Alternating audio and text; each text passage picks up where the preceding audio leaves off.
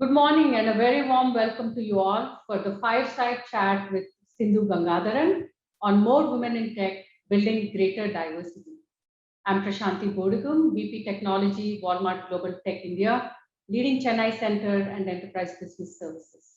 The key objective of this session is discuss the role that women leaders in the tech industry play in building greater diversity and how it can foster more creativity and innovation. Concepts of diversity, equality, and inclusion have slowly started to become many organizations' core value systems. While there has been significant progress in recent years, data demonstrates that there is still much to do. The gap has become especially apparent for women in technology. Women form a mere 26% representation in IT and IT-enabled services roles at corporations across India. The ratio is dismal at leadership positions. Multiple studies report that only 5% of the CIO, CTO of Fortune 1000 companies are women. The global pandemic has accelerated the need to explore new working models that sustain both personal and business performance. The lockdown disproportionately affected females in workspace. You cannot be what you cannot see. And that's why it's important to show more women role models we have in the company and get them to share their challenges and journey. Women have greater ability to be agile and accommodate dynamic situations. It is our inherent quality, and we need to leverage this more. There is a need to bring awareness and encourage women to pursue a career in tech, and this can happen only if we can provide a conducive atmosphere for them to thrive at workplace. SAP Labs is one such company which is at the epicenter of building and encouraging gender diversity and equality. Today, we have an exemplary women tech leader here from SAP Labs. I'm excited to welcome Sindhu Gangadharan, SVP and Managing Director, SAP Labs India. Sindhu has been with SAP Labs since 1999 and has been leading an 8,000 plus strong team. Besides being the first woman to head SAP Labs India as MD of the company, she also serves as an independent director on the board of Titan Company Limited, executive council member of NASSCOM, and was appointed to the board of directors at Utah-based Qualtrics International Inc. Welcome, Sindhu. Happy to have you at Converge at Walmart. Thank you so much, Prashanti, for those kind introductory words. It's great to be here and also great to talk about a cause that's very close to both of our hearts. So happy to be here. Thank you, Sindhu. A note to the audience. I would also like to announce something special for our audience. Please do tweet your takeaways from the session with the hashtag Converge at Walmart. There are some exciting prizes for a lucky few tweets. Sindhu, coming back to you. You're the first woman to lead SAP Labs India, completing over 22 years in the industry. You started off at a time when the gender gap was even wider in the industry. How did you navigate a male-dominated industry to reach where you are today? Yeah, well, Prashanti, I think a lot of the credit here, if I just look back at the last 22 years of my career, a lot of the credit has to go to SAP, right? For many of the milestones that I've seen and that I've experienced and been very happy about over the last 22 years. And with organizations like ours, I think it's very safe to say that behind every successful woman leader, there's also a great organization, right? And I seriously do believe that. And as the managing director of Labs India today, I'm trying to also give back to the community so that more and more women can also chart a successful career in technology. And to your question, Prashanti, I'm sure as a women leader yourself, you'd also agree that times were very different or a bit different, at least I can say, when we all started off in technology, right? The organization structures were, of course, different. The demographics was different. The perception towards women in technology was also quite different from what it is today. But I can say, despite all these differences, I'm also a person who strongly believed that one can navigate through pretty much any organizational structures that you might have, with your hard work, with your consistency that you bring to everything that you do, right? And I do believe that if one strives for excellence, then success would automatically follow. And that's what I tell a lot of youngsters as well, whom I have the privilege to work with today. And I can just look back, when I started off as a young developer back in the 90s, straight out of university. I did not join SAP with the goal of, hey, that's what I want to be in like 10 years or becoming the MD someday. No, not at all. That was definitely not on the charts. But what I can definitely say, and what has not changed over the last 2 decades, is my deep passion for technology and the belief in the power and the immense capabilities the technology has. And I think deep down, that's what keeps me going, keeps me motivated, keeps me absolutely focused, and also what is very important is having fun doing what you do. So I'd say to all the women out there, as long as you know what you're doing and you're great at what you do, you'll find your place in the world, right? I'm absolutely confident of that. So don't worry too much about all the boundary conditions, and also don't let this gender factor play with your head, right? Today we are in a much better place. So I'd just say, dare to dream big, be bold, and most importantly, have fun doing what you do. So wonderfully said, Sindhu.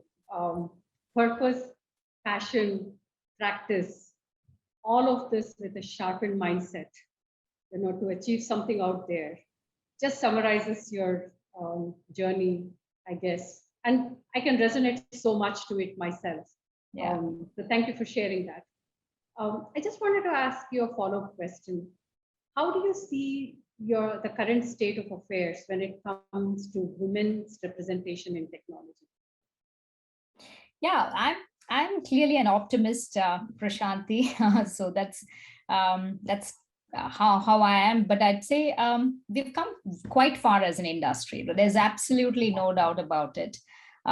We've come far as organizations. We've come far as leaders when it also comes to women's representation in the technology space. Are we in the best place yet? Well, you can debate on that, but we've definitely come a long way, right? Especially in terms of change be it in perceptions, be it in attitude, or even for that matter, acceptance towards women leaders, right? Because we're no more of the opinion that we just need a seat at the table. We want to be part of the decision-making process, right? So that is already kind of happening as we speak. And a lot of that change, and the change in perception, attitude, mindset, a lot of that change also begins right in your homes, right? Therefore, it's very, very encouraging to see leading organizations like ours taking those very conscious efforts to ensure that more and more women join technology and also pursue a highly rewarding career as well in technology. And I can only say that I've been very vocal about the fact that being in technology can result in a very rewarding career, very fulfilling career, because there's so much build great products, build great products for your customers, but also great products that also help the communities that you live in, right? So therefore, as organizations, we also need to ensure that we retain our women talent base and also give them the right platforms, the right encouragement. Many times it's also about the right training and also the right mentoring, so that every woman can realize or every individual can realize their full potential. But a change of this kind of magnitude also, like I said, calls for a cultural shift, right? And the good thing is that this change is happening. I mean, if you just look around, more and more organizations have women leaders these days. You mentioned at the beginning, I'm on the NASSCOM Executive Council. And if I just reflect even on NASSCOM's leadership today, both our chairperson and also the president are leading women in the industry, right? And there's so many even women leaders on the NASSCOM Executive Council today as compared to, say, 10 years back, right? So from a leadership point of view, I think the message is very loud, message is very clear. The industry is deeply, deeply invested in the cause, and we're also walking the talk, right? And now it's up to all the other organizations as well, because organizations like ours play a very key role in this change. And we have to follow suit, and many of us are already there, but a lot more need to follow and also adopt this kind of change in their respective areas. And this is across industries as well. So interestingly, we have a program called Empowerheart. It's a 6-month development journey created for our high potential women associates at mid-management level. Okay. We tend to see a single digit numbers when it comes to mid and senior levels. So this program is like a 6-month virtual learning labs with topics ranging from business acumen, domain expertise, tech upskilling. And we are really hoping that it will help us to continue to increase our pipeline of women leaderships through this program. Thank you for sharing that, Sindhu. A follow-up question to that is, you talked about cultural shift. Absolutely so important as we speak about diversity. What would be some of the best practices, that you would foster within an organization from a cultural standpoint, especially when you want to create a truly integrated workforce? Yeah, I think like you rightly said, right? Empower Her is a program that you have, which is also about building your mid-level women in that management stream, and kind of making sure that they have that rounded experience on how to navigate those different roles, give them those different situational experiences and so on. I think a big part of what we need to do is, one, is to create those learning opportunities, to create those platforms, to create those role models, to create those career journeys which people and or women can kind of follow and navigate through, and work with also mentors as part of that journey to learn from, to also many times it's about shadowing and just reflecting, hey, what are those learning opportunities that I need to be looking into in order to pursue those kind of journeys if I'm interested in. And I think fundamentally what we all need to, as a culture in organizations, it's about making sure that you have a continuous learning opportunity, right? Irrespective of the role, irrespective of the level, irrespective of the kind of path you want to choose, having those learning opportunities which are built into the system, and having that continuous learning mindset, I think is super important in the culture that you build. I talked about role models. I think here again, many times you're looking to aspire depending on the kind of women you follow or leaders you follow. And the more you have role models out there, the easier it becomes to kind of reflect and also see, hey, that's something that I could also do, and that's something that I could also aspire for. And that's the kind of culture, right, that we need to create as organizations, having that continuous learning opportunities, having the possibility to follow, mentor, shadow role models in the organization. And last but not least, I'd say it's also important that you have the right policies, you have the right organizational structure, because many times women take breaks, right, during their career journeys. And it's also important that the policies that are surrounding your organization is also supporting women during those breaks, so that they can come back, even if the time during that they are away on a break, they always have that anchor point into the organization, so that they don't feel completely disconnected when they come back. So I think it's really a combination of all these aspects that is super important to build that kind of a core culture within your organization, and that really supports women in their journeys and in their aspirations as well. Sindhu, just a question for you, or I read about this and I'm very curious myself. I heard or I read that your father wanted you to be a doctor, but you chose engineering as your mainstream. 20 plus years back, I'm sure that was probably a very different, difficult discussion to have with a father to convince him about why engineering versus a doctor. Because it was stereotyped that girls have to be, doing medicine and, boys do engineering. So how did you go about convincing, and how do you see over the years the role of STEM education evolving and trying to narrow the gender gap? Yeah, sure, Prashanti. I mean, back then, right? Yes, indeed.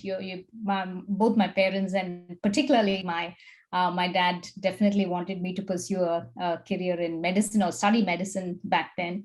But I think it was also those times, right? If you remember back then, the late 90s, the tech industry was really, I mean, Bangalore was also this having grown up in Bangalore, this was also the place where you could see all the buzz around technology. Tech companies were just kind of starting to really come together. A lot of noise, a lot of potential that you could. So it was very clear for me, and that this is where I wanted to be, right? Uh, and I'm glad that my parents were also okay with that decision. And like I said, have said that multiple times, growing up with two older brothers was no different for me as a young girl, right? They had all the same expectations from me. So when it was clear that this is where my mind was set, they absolutely supported me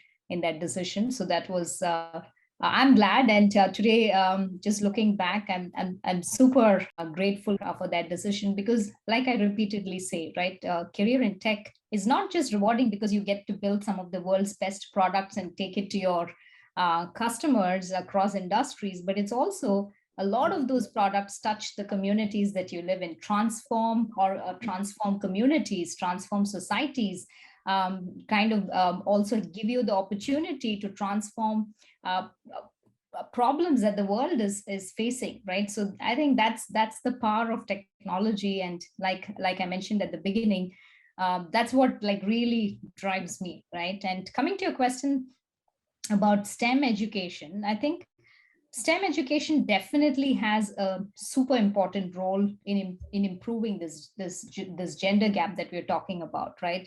But here we are in India, and I think it's a matter of great pride, Prashanti, that India has the highest number of female STEM graduates, approximately what we're talking about, 43%, right? And which is higher than any other country, right? If you look at the US or UK or Germany or any other country for that matter. And like I said, that's something that we can be super proud of. But then when you see the number of Indian women who actually take up STEM jobs or actually pursue a career in technology, that's where the numbers start dwindling, right? And it's just about 1/3 of the number that you actually see then kind of going out there and pursuing those opportunities. So while it is important to impart STEM education and also the training and skill training to girls and young women, especially those who don't have access to all those facilities, what we also need to pay attention to is to investigate as to why do we see so many dropouts, right? Why aren't there many of those young women from STEM backgrounds taking up those STEM related jobs? And why don't our girls aspire for a career in technology? And why do we see so many dropouts, like I said? And the question we need to ask is, aren't there enough opportunities for them in the industry? And are they being reluctant to join sometimes what people perceive as a male dominated tech industry, right? And that, I think, is really the gray area. And this is where all of us as organizations also need to be paying attention to. And this is where, again, I come back to my point that organizations like ours have a very important and have a very major role to actually address that part of the equation. Absolutely, Sindhu. There's a lot more work to be done in terms of um, getting to the point where it's no longer about educating them, because I think we got that right.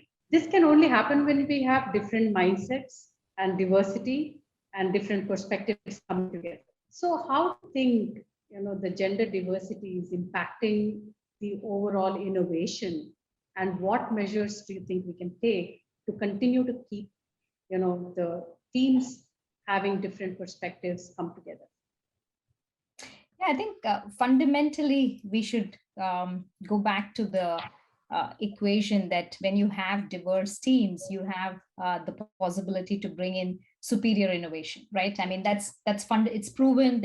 I think there's umpteen number of studies out there by different organizations. So that part of the equation is already kind of well understood. The statistics give us that clarity of thought that it's really the success of organizations fundamentally is driven by how diverse and how inclusive that culture is, right? So now, having understood that, I think organizations like ours need to ensure at multiple points, right from when you look at onboarding, right? When you look at, hey, this is our kind of talent that we want to aspire for in terms of numbers, in terms of how you break down your portfolio, in terms of regional distribution, and just reflecting on SAP, where we are distributed across 180 countries in the world.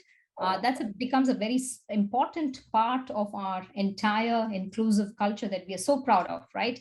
For us, it's an important piece of our equation that we look at these kind of demographics on right from the executive board to different layers in the organization. So this is fundamental to how we run it, how we look at the whole digital dashboard across the company's health, and look at numbers around diversity, look at numbers around demographics, around regional distribution of our workforce through multiple lenses, right? And through multiple, because we are also taking solutions that we take to 500,000 customers out there who are spread across several countries. So which means we also have to build out localized versions of our solutions for the various industries that we cater to. We run the largest business network in the world, right? Where we have several millions of suppliers on that network. Again, very diverse set of suppliers. So the way we build those innovations into our core portfolio, be it in the area of networks, be it in the area of the end-to-end business processes that we build for the various industries. Like you look at a process like a lead to cash or total workforce management or strategic sourcing, strategic procurement, or if you look at aspects like design to operate in the context of Industry 4.0, I mean, these are all extremely important processes that drive success of organizations across the world. And when you come back to the innovation aspect, right? For us, it's super important that the solutions that we build embrace those different views, different perspectives, the different regions that we take those solutions to. And that's why it comes back to the talent, how we look at talent, how we look at the distribution of talent across regions. Just take my own example. I spent a significant time of my career at SAP working out of the headquarters, now being back in India, bringing in those diverse perspectives back into our second largest R&D hub for us becomes super critical, right? And this, I think, is at the core. So it starts right from the top, goes across the organization, across the countries that we are distributed across. So if you just look at our 100,000 plus strong employee base, you'll see those nuances of how we build that out from getting those diverse perspectives and making sure that those diverse perspectives are reflected back into our core solutions. But all that comes back into building that culture of inclusion where everybody has the opportunity to bring their best self to the workplace. Yep, so rightly said. It's the culture of inclusion and ensuring that we are being intentional about it. Absolutely. So thank you. I know we are just on top of the hour. I just wanted to ask you some final parting comments to aspiring women leaders in tech, Sindhu. What would those be? Yeah, like I said, right? Find your passion, find where what drives you, because if you find that, then I guess that's something which will kind of motivate you. There'll be always these peaks of, hey, you're in a great project which you're super passionate about, but maybe there's also phases where you'll be like, hey, okay, that's but deep down, I think it's important to kind of see what drives you. And then I'd say the second thing, work hard, because there's really no shortcuts to working hard, right? Whatever it is that if you want to go deep into, say, a topic like AI or ML or whatever it is, or understand how business processes are run, really get to the core of it, work with people, work hard to really become the expert around it. And the third piece, what I'd always say is, enjoy what you do, right? And have fun doing what you do, because that's what takes you through all those the highs and the lows of the journey, right? And these are the three things I'd give back to all the women listening to us today, Prashanti. Great. Thank you, Sindhu. Some very insightful thoughts from you, some great practices that you have, which are working for you, and something for us to learn as well. I really appreciate your time today. And what resonates and what would have a recall for me is the three simple words that you said: passion, working hard, and having fun. I think that's what we miss the most. So I really appreciate you for sharing that. And I look forward to catching up with you sometime in person. I'm sure we all do. And Love that. Thank you so much, Prashanti. It's been great talking to you today. And I wish all the very best to all our women and men listening to us today. Thank you so much. Thank you, dear audience, for tuning in. Please do tweet your key takeaways from the session with the hashtag Converge at Walmart. There are exciting prizes for you. A few lucky tweets are going to get them. Thanks once again.